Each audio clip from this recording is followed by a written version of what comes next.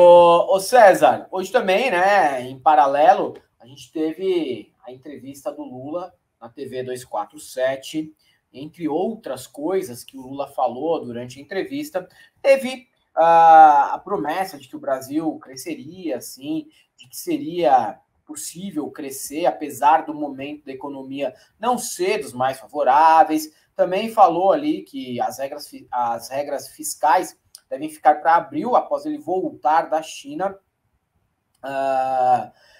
Ele também chorou, né, ao lembrar que foi preso e disse que queria muito fuder o Moro. Palavras do próprio Lula. Me desculpem o palavreado, mas foi ele que disse isso durante a entrevista e ainda comentou que tem compromisso com os comandantes militares para despolitizar as Forças Armadas, algo que eu acho urgente, necessário, maravilhoso que tenha sido pontuado, apesar da gente ter um ministro como o Múcio, mas é preciso mesmo aproveitar esse momento histórico, essa janela de oportunidade para resolver essa questão de despolitização das Forças Armadas, dando prazo para o pessoal se desfiliar de partido. Quer se filiar? Quer virar político? Você tem que ir para a reserva e não pode usar também, né, o nomezinho ali do cargo que você ocupa. Ah, minha patente é sargento, eu sou o sargento. Não pode usar. Isso é um outro ponto também. Nada de sargento, comandante, tenente, general, nada disso na política. Tem que acabar com isso na política. Nada de patente militar, nada de patente na hora de se candidatar, não. A gente vai mostrar aqui uns trechos, né? Falou de economia, falou de militares e falou também de Sérgio Moro. Ô, César, você me mandou aqui essa parte do Lula falando do Sérgio Moro, e é uma parte que gerou risadas na esquerda, e a esquerda também começou a falar ali, é isso mesmo, eu fiz o L para isso, mandou ver, Lula, não sei o que, o Lula até falou, depois ele se policiou, disse, né, cortem isso daí depois, não coloquem no ar, que eu quero que fuder ele, mas ele falou isso num contexto de lembrar quando ele estava preso, lá em Curitiba, ele pensava isso quando estava preso, mas óbvio que também, né, eu acho que abre brecha para o pessoal criticar, às vezes, falar, Lula, não, aí não, pegou pesado. Mas, enfim, foi o assunto. No fim das contas, foi o assunto mesmo da entrevista que ele deu para o Brasil 247, da TV 247, mais especificamente. Ele diz isso dessa forma, né, mano? Foi isso mesmo. Não tem figura que eu despreze mais do que Jair Bolsonaro e Sérgio Moro, mano. Se tivesse uma dupla sertaneja from hell, do inferno, sabe? Assim, a dupla sertaneja que vai tocar na casa do capeta, mano. É Sérgio Moro e Jair Bolsonaro. Não tem ninguém que eu despreze mais, mano, do que Moro e Bolsonaro. Mas sei lá, né, mano? Você vê que ali, você imagina o que esse cara passou, né, Helder? O cara perdeu a mulher, perdeu o irmão, perdeu o neto. Ele teve que ver aquela galera da Lava Jato tirando sarro, entendeu, meu?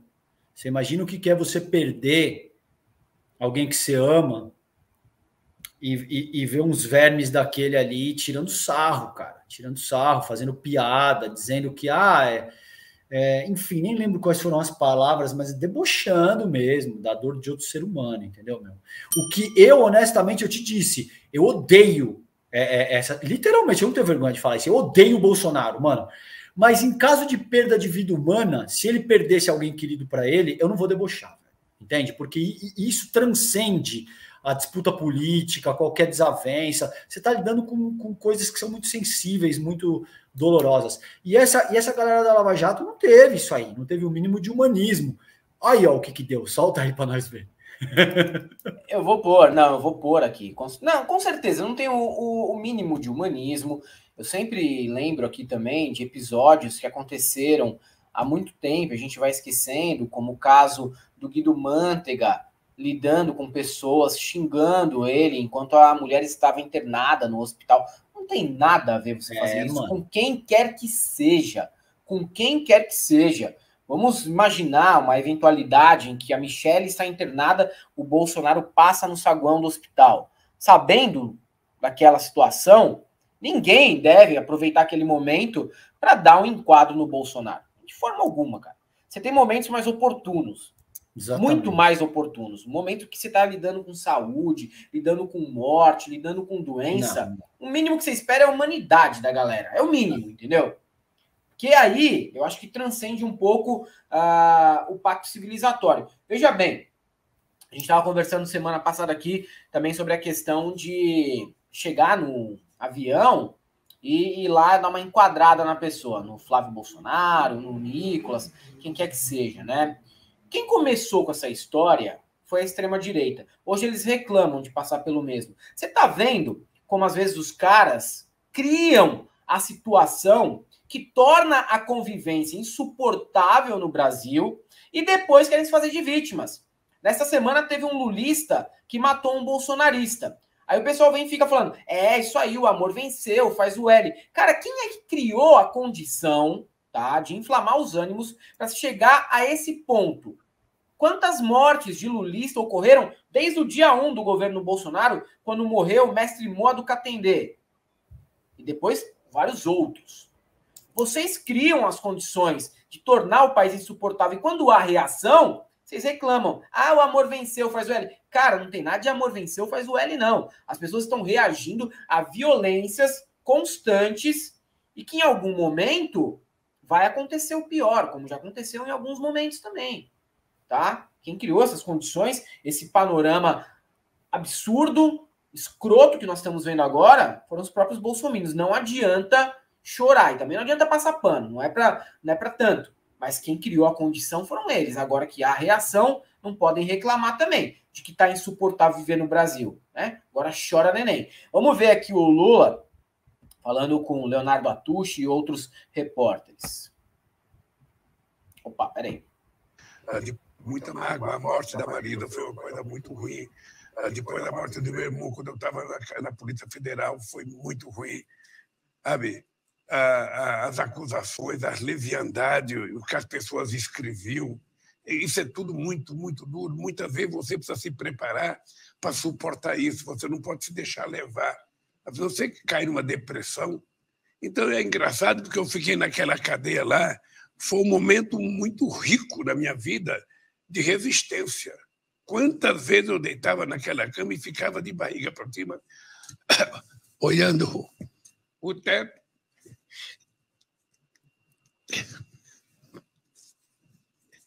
Realmente foi assim muito, muito duro, né? E para quem acompanhou de fora também, presidente, quer dizer, realmente foi um ataque ao Brasil, não foi só ao senhor, né? O Brasil foi atacado. Foi uma... Você sabe que eu acredito muito em Deus, porque eu acho que é muita força para você sobreviver àquilo. Qual? Aí é a parte emocionante do discurso do Lula, e aí você teve também sobre o Sérgio Moro, que já respondeu, viu? O Sérgio Moro já respondeu, falou que a fala foi grosseira, que não se diz algo como aquilo. Claro que ele vai se vitimizar também, mas vamos ver aqui a outra parte que acabou viralizando.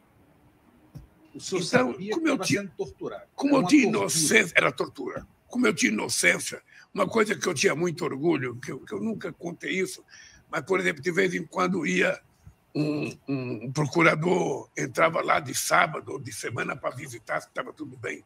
Entrava 3 ou 4 procuradores lá e perguntava tudo bem, falava, não está tudo bem, só vai estar bem quando eu foder esse muro. Sabe? Não, vocês cortam a palavra foder aí. É quando eu falava assim, olha, quando eu estou aqui para me vingar dessa gente. Sabe? Eu falava todo dia que ele visitava lá. Se prepare, entrava um delegado, eu falava a mesma coisa, se prepare que eu vou provar. Então, cara, eu acho a frase, assim, na verdade, muito menos grave do que querem colar na figura do Lula, né? Agora, ele como presidente, isso tem um peso maior, óbvio, a gente não pode negar. Mas, ao mesmo tempo, isso foi dito no contexto da prisão, enquanto ele estava preso. Você imagina você passar 500 dias enjaulado, tá? Tudo bem que em condições que não eram adversas, não era uma prisão normal, era a carceragem da Polícia Federal em Curitiba, era uma outra questão, tinha um certo conforto, mas você tá preso, meu irmão, por um processo todo viciado, em que o mundo inteiro reconhece que não tinha base para mandar o Lula para cadeia. 500 dias, perdeu familiares, né? Quase não conseguiu ir no enterro do netinho dele. A pessoa não pode ter um pensamento de querer se vingar do seu algoz dentro da prisão? Eu acho que sim. Eu acho que sim, isso é humano até da pessoa.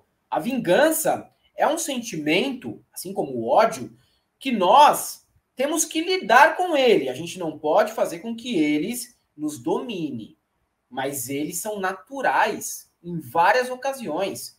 Em várias ocasiões. Tem pessoas que eu odeio, e não é ódio festivo. É o mais puro e legítimo ódio. Mais puro e legítimo ódio. Mas eu não me deixo dominar pelo ódio por todo mundo, por tudo. Eu sei amar, eu sei gostar, eu sei admirar ainda. Diferente tipo do Bolsonaro, né, que odeia tudo e todos. Mas o ódio é sim algo importante que você preserve, desde que bem focado, assim como a vingança. E eu não vejo problema nenhum na fala do Lula no contexto da prisão. Mas é óbvio, enquanto presidente, isso tem um outro peso. Não, eu acho que devia ter um parâmetro consagrado na Constituição brasileira, dizendo no parágrafo 1º, temos que fuder o Moro. Isso devia estar na carta magna do país. Veja, mano, o Sérgio Moro, eu concordo contigo, sendo honesto aqui, Galãs e Galoas, a gente estava até trocando ideia sobre isso aí aqui nos bastidores, o quanto isso, enfim, pode dar margem para a direita, pode dar ascensão para o lavajatismo e tal, mas é muito difícil, cara. Esse cara fez muito dano, ele causou muito dano, né, Helder, para o Brasil, não só para o Lula, em todas essas questões aí, no que diz respeito aos familiares do cara, combinar a sentença com a gente que ele sequer deveria interagir, a não ser que, exceto nos autos do processo. Cara, o cara foi para Washington, combinou a derrocada da economia brasileira com forças estrangeiras. Ele fez muito mal, cara, para a nação brasileira, o Sérgio Moro. Muito mal. E ele ainda conseguiu escapar, meu mano. Porque ele pega uma parcela incauta da população ali, elitista pra caraca, que conseguiu tirar a boquinha de senador para ele. Tá? Uhum. Porque se não fosse o caso, de fato ele ia sentir o peso das palavras do Lula. Seguramente ele reage dessa forma porque a espinha dele gela, Helder. Quando ele escuta essa disposição do Lula aí de não tá tudo bem, eu quero foder esse malandro, cara, entendeu, meu? Não é fácil escutar alguém que hoje está na presidência da República falando, não, fica tranquilo, malandro. Esqueceram a sua maionese aqui fora da geladeira e ela tá azedando, mas cedo ou mais tarde essa conta vai chegar. E tem que chegar, mano. E tem que chegar, entendeu? Não é possível que figuras como o Dallagnol, como o Sérgio Moro, como o Bolsonaro, como Zambelli, Bia Kicis, Michele Bolsonaro... Pô, essa galera faz de tudo, mano, e passa batido. Porra, não é possível. Então, eu concordo contigo. É compreensível que esse nível de frustração e mais cedo ou mais tarde esse tipo de coisa vem à tona. Mas é isso aí, mano. Tem que botar para fuder com o Moro mesmo. E o Sérgio Moro, ele também já fez, né, assim, a réplica. Ele fez a réplica dele, né, falou que o Lula não deveria ter falado aquilo que falou. Vamos ver, ele deu uma entrevista na CNN hoje, o Sérgio Moro. Já foram atrás, claro, normal, faz parte do jornalismo, tem que ouvir o outro lado também. Mas está aqui o Sérgio Moro, sempre com uma aparência muito saudável, prestes a dar aquele arroto de pimentão, refluxo constante de Sérgio Moro, que como... o César Calejão falou, garantiu mais uma boquinha, né? Porque ele já tem a boquinha de toca CD e garantiu a boquinha de senador pelo Paraná. Quem sabe, próximo governador aí do Paraná, não é nada absurdo. Ele pode sim conquistar o cargo de Ratinho Júnior. Vamos ver Sérgio Moro falando na CNN. Essa fala do presidente Lula é uma fala de baixo calão, utilizando termos grosseiros, uma forma que eu nunca me reportei a ele. E a gente vê aí algum desequilíbrio, porque o presidente já chamou agricultores de fascistas, já disse que não confiava nos militares. Ontem fez uma fala absurda sobre livros de economia que já teriam sido superados. E o que a gente percebe é uma tentativa de diversionismo em relação às falhas do governo. Vejam só essa... E o mais legal é que o Lula, ele acerta quando é sincero demais, né? Falando dos militares, falando dos ruralistas. Ele acerta quando ele fala demais. Quando ele sai do script, o Lula acaba acertando. E aí é o que desagrada mesmo, em geral, né? Ah, mas o Lula fala... Cara, é verdade, assim. Ninguém tá falando aqui da agricultura familiar, embora também tenha. Mas olha, os grandes ruralistas brasileiros, eles não são socialistas. Eles estão muito mais alinhados ao fascismo e não tem nada que prove o contrário. Não existe uma maneira de provar o contrário sobre isso. E nós estamos vendo agora, neste exato momento da história, esses mesmos agricultores sendo descobertos, utilizando mão de obra escrava em suas fazendas. Isso significa o quê? Para Sérgio Moro e toda a corja da direita que se assusta quando surge aí um sincericídio do Lula. Sincericídio por conta da questão política, né? Mas que, na verdade, não é mentira nenhuma. Não, e você vê que ele tá bem relaxado. Você vê que o Sérgio Moro tá bem relaxado. Tipo assim, o nó da gravata dele parece que a Rosana pisou com os 2 pés em cima do pescoço dele e puxou assim. Né? Deixa bem ajeitadinho esse nó aqui, porque você sabe como é que é. O cara quer te fuder, né? Sim. Mano, é óbvio. Quais livros de economia? Aqueles que... Hayek, von Mises... Cara, o Sérgio Moro é um cara que... Não, o Sérgio Moro não leu nem isso, tá? Porra, não leu nem isso, cara. O cara entregou a dissertação de mestrado dele, meu mano, escrito texto com S, tá ligado? E é um cara que se articula com essa empáfia de que eu sou um intelectual. Pô, Sérgio Moro, fala sério, entendeu, cara? Você conspirou com uma nação estrangeira. Isso não sou eu que tô dizendo. Não é a Galas Feios que está dizendo. Isso quem disse foi a Corte Constitucional Brasileira, que declarou a tua suspeição, cara. Agora, o que é problemático, por exemplo, nesse tipo de fala do Lula, que a gente adora, a gente se diverte e racha o bico, é que dá margem para uma criatura como essa se comportar como se ele fosse, assim, a voz da razão. Ele se articula de uma forma super comedida, como se ele não fosse... uma pessoa que participou do desmonte da economia brasileira, conspirou com uma nação estrangeira, tanto é que ele corre para Washington, né, na derrocada da Lava Jato, e depois quando ele sai do governo Bolsonaro, ele ajudou a eleger um governo de caráter neofascista, no qual ele se tornou ministro, cara.